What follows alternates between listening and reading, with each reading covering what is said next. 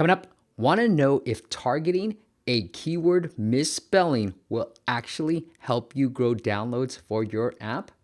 Well, I've got real data to give you that answer. Stay tuned.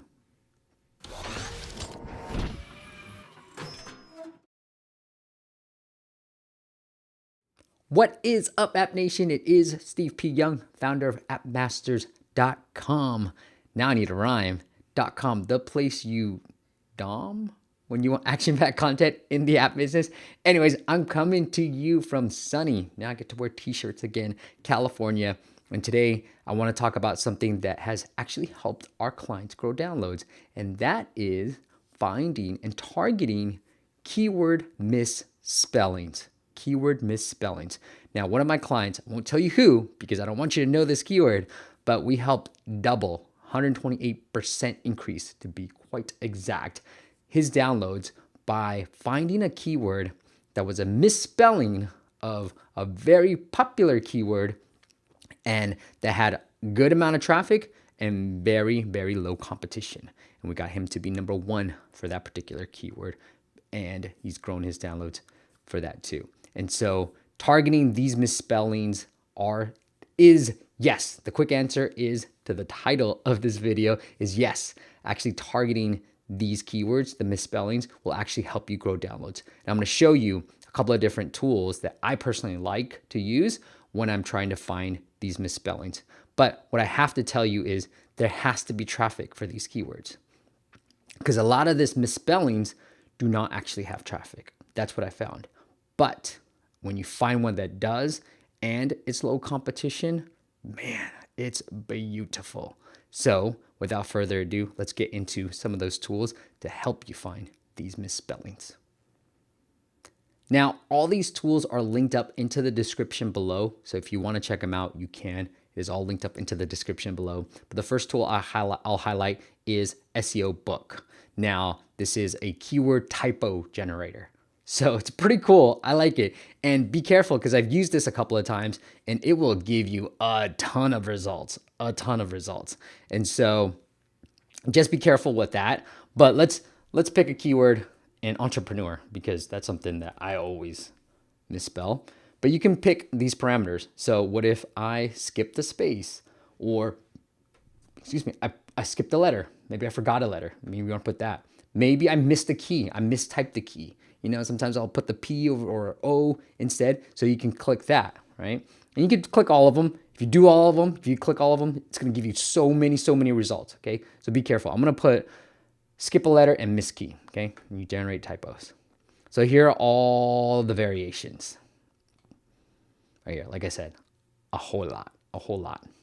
And so what you do is, you can copy and paste and then enter all these keywords into your favorite ASO tool, mobile action, Sensor Tower, or anything else that you want to put in, and then pull the data. So what's the traffic score look like? And then what's the competition score look like for these particular keywords, okay?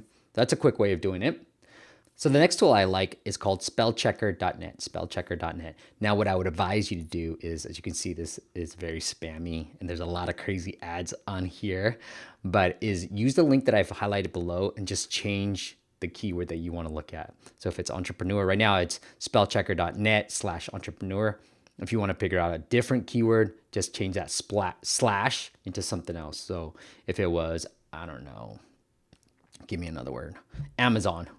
I don't know, because there's an ad on here, Amazon, then change that in the URL and you'll get Amazon.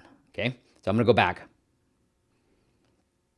And these are all the misspellings for entrepreneur. Now, I like this list a little bit better than what we got here. But again, a lot of crazy misspellings. And I would assume the top ones are the most common misspellings. And so maybe even just look at a few of the top 7. So here's what I did. I took the top 7 keywords and I put them into Apple search ads to get a sense of the traffic scores. So here it is. Now I have a plugin by the tool. It's a Chrome extension that allows me to see the traffic scores. But as you can see, the top 7 results, not too much traffic when you compare it to the actual correct spelling of entrepreneur, okay? So that's the downside. Obviously, I'm not trying to reveal keywords that I've used for my clients because there are some really good keywords that we're targeting, but that's a great way of finding these misspellings, okay, so far. Now, here is by far, my favorite. Okay, now you can stick within Apple search ads, right? So I put in Entrepreneur Magazine as the app, and then Apple will actually auto-suggest certain keywords. So if you just keep clicking add to keywords, like I'm about to do now, they might come up with some misspellings. And again, they didn't, okay? So what you can do is use one of my tools that I really like. It's called AppFollow, appfollow.io, okay? Now, what you wanna do is the same thing that we just did here, right? For one of my clients, I actually put in a competitor and I went through Apple search ads and I found the misspelling because Apple search ads, I saw the traffic score and it gave it to me. So here's the easy way of doing this, okay? So if you wanna find the right misspelling, you go to the appfollow.io, completely free tool, go to ASO tools and then search ads quality score. Okay, now again, I just did this for one of my clients, so I don't wanna put it in there, but I picked the app that I knew would have a common, that people might misspell, right? I picked an app that I thought, okay, well, people could misspell this, and it's a competitor of my clients, right? I'm not gonna put that app in there because I don't want you to see that misspelling, but let's just assume you did the same thing. You picked one of your competitors, or you found an app that you're like, this could have a misspelling in there, okay? So you put that client in there. Right now, I'm gonna put in my app, Paintball Rush. Or I'll just put paintball, right? And I'll see which one's the first result. This is what I generally like to do. So if there's a keyword, let's say paintball, I'm trying to figure out the misspellings of paintball. I wanna see what's the first result for paintball, right? So I'll pick an app that is the first result, and then I will actually use that particular app. You know what? Better yet, let's do entrepreneur, since we're already using that example. Let's see what comes up. And I'm gonna do the same here. I wanna see what this shows up, and I wanna see what shows up in the App Store. Doing this live, baby. It's good. Entrepreneur, okay. So when I put in Entrepreneur Magazine is the one that comes up. Okay, so great. So I'm gonna click on that. Then here's what this tool does. Now this is just for iOS, okay, just to keep that in mind, is it's gonna give you everything that Apple would have gave you. So what Apple would have auto-suggested, here's what AppFollow is doing for me. And the cool thing is I get to see the scores. I don't need a funky Chrome extension to see the scores, right? So this is why I like it. So now I can go through in here, like, oh, interesting, entrepreneur. Well, that's how you really spell it. So that's right, it's not a misspelling. But here's some keywords that Apple is suggesting that you use. And what you'll find is, look here, Fiverr. Okay, I stumbled upon something. There you go. But Fiverr right here, this is not even how you spell Fiverr, right? So Fiverr, or is it? Let's see. How do you spell Fiverr? Okay, with two R's, right? So this is a misspelling because they just put one R. This is a misspelling because they put a VV, right? And it has 19, which is really decent. So if you put this keyword into mobile action or sensor tower and you found that this keyword wasn't as competitive, then it can, it might be a keyword that you target. That's what we did for one of our clients. This is the exact strategy. This isn't the app, but this is the exact strategy. And I'm glad I put an entrepreneur because I'm able to find a misspelling and give you a real life example, right? So right here, entrepreneur. So not huge, but this is the misspelling with an Apple score, 8. So it's entrepreneur, it's entrepreneur. So this is misspelled, and it's 8 is not a huge traffic score, but you can go down and find it some more. So here's some more common misspellings. Aha, I was right. Look at all these common misspellings. Entrepreneur. So these aren't huge, highly searched traffic scores, but again, not too bad. Like the 8 is not too bad, but the Fiverr one was the key one, right? So let's put in Fiverr just for kicks. Well, I gotcha. Let's see what Fiverr, because I know they've got an app. I used to use the app too. So if I were going after Fiverr, or if I am Fiverr, they should rank number 1 for most of these keywords. But if I was going after Fiverr, as you can see, Fiverr itself, the correct spelling, 51. And let's find the misspellings. Fiverr, okay, interesting.